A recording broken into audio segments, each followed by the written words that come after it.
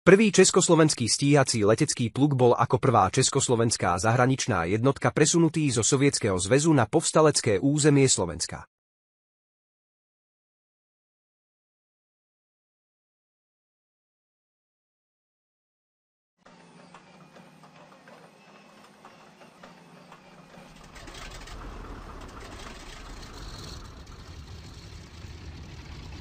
Dvadsať českých a 2 slovenskí stíhači absolvovali výcvik na lietadlách Lavočkin La-5FN na letisku Kubinka pri Moskve.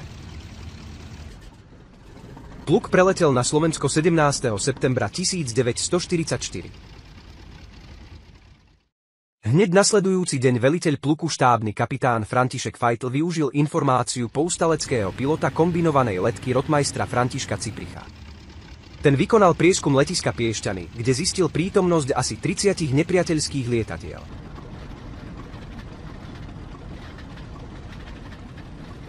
Lavočkiny boli vyzbrojené dvojicou palubných kanónov Švak kalibru 20 mm. Bomby, ktoré by sa im práve na túto akciu veľmi hodili, neboli ešte k dispozícii. Čakalo sa na ich prevoz z letiska 3 Dubny.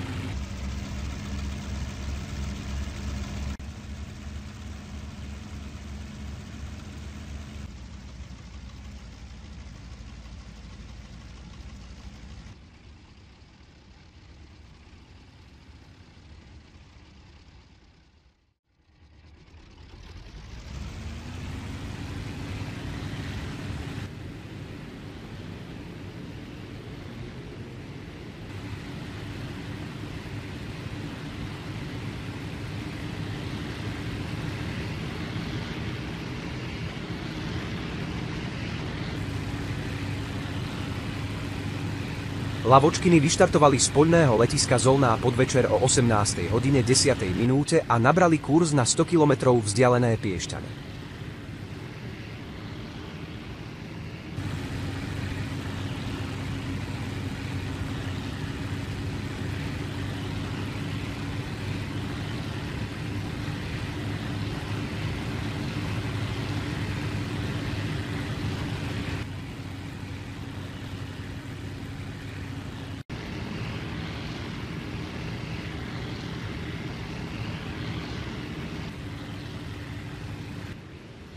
Veliteľ pluku určil na nálet 8 skúsených pilotov.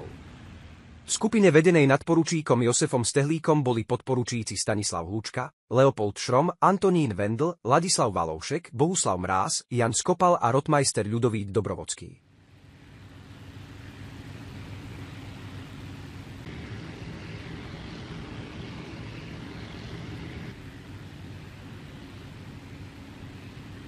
Cieľom útoku bolo zničiť na zemi čo najviac nepriateľských lietadiel.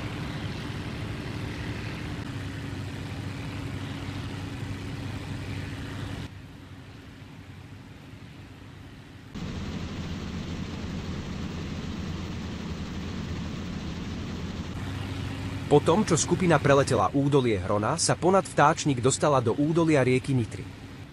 Lietadlá leteli čo najnižšie, aby obmedzili riziko spozorovania hlásnou službou nepriateľa.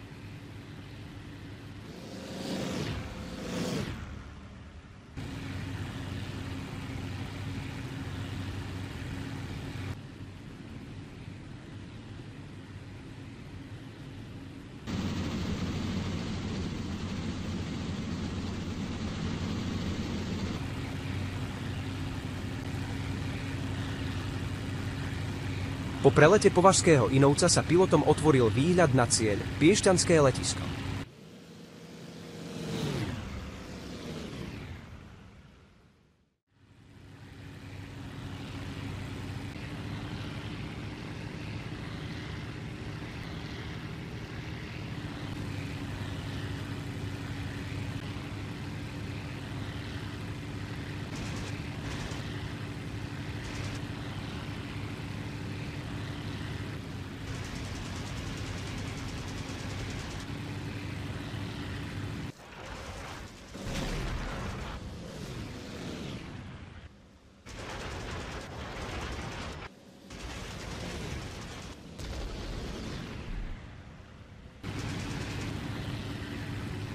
Po prvom hromadnom útoku nadporučík Stehlík a podporučík Hlučka vystúpali nad letisko, pripravení zasiahnuť proti prípadným nemeckým stíhačom.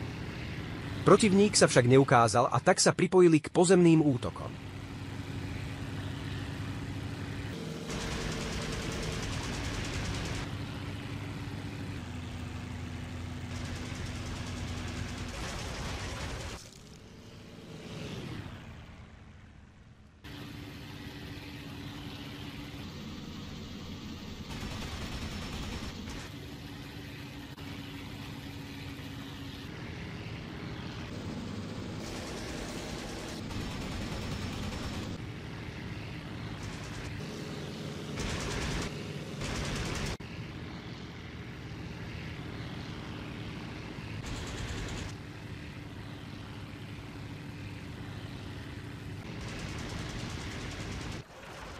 Lavočkiny boli sovietskými mechanikmi vyzbrojené len prierazným strelivom, preto zasiahnuté lietadlá horeli len neochotne, aj keď boli zásahmi ťažko poškodené.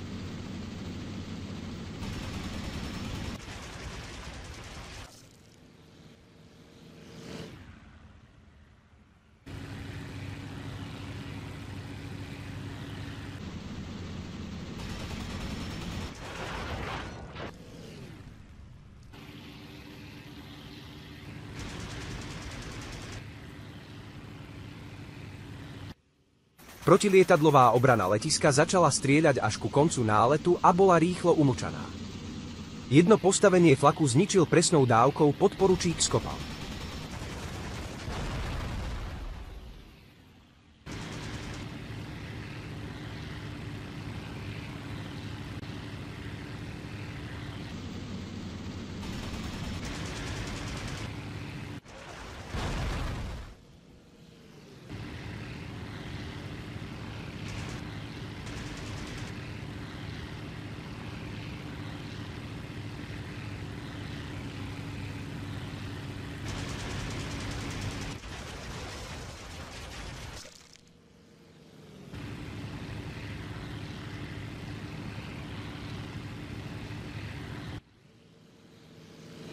Úlohou podporučíka Skopala bolo okrem iného pozorovať výsledky útoku, preto na záver preletel ponad letisko, snažiac sa rozpoznať spôsobené škody.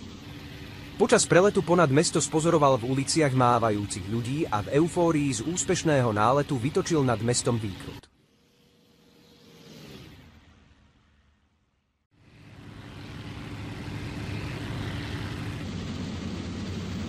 Jediným poškodeným lietadlom bol Lavočkin podporučíka Šroma, ktorý pred domnelým útokom nemeckého Focke-Wulfa pri úhybnom manévri tesne nad zemou preletel cez telegrafné drôty. Až po pristátí zistil, že domnelým útočníkom bol Lavočkin podporučíka Hlučku. Ten si totiž pred preletom na Slovensko dal premaľovať vrtuľový kúžeľ na červeno. Leopold Šrom tak jeho stroj za sebou nespoznal.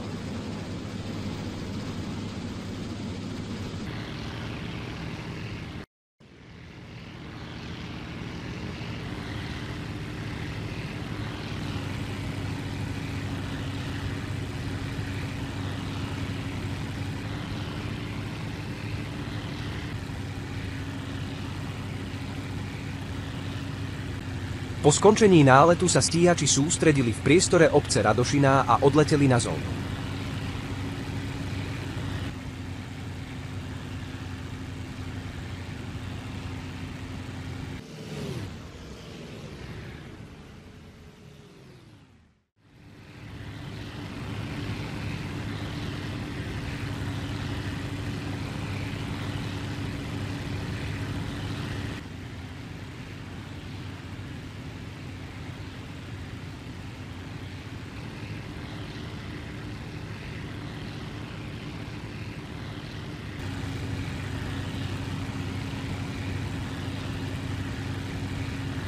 Posledný sa vracal podporučík Skopal, ktorý sa zdržal nad letiskom a skupinu sa mu nepodarilo dohnať.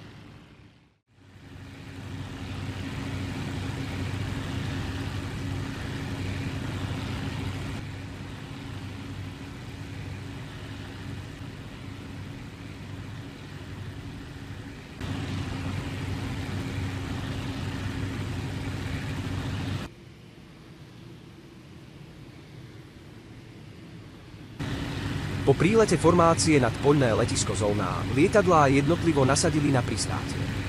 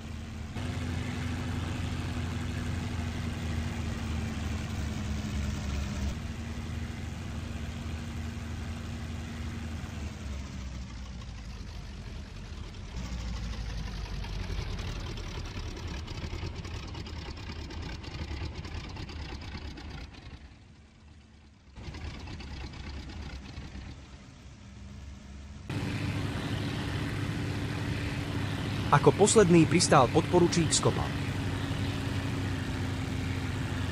Po vyhodnotení hlásení štáb pluku pilotom priznal 10 zničených a 10 poškodených lietadiel na zemi.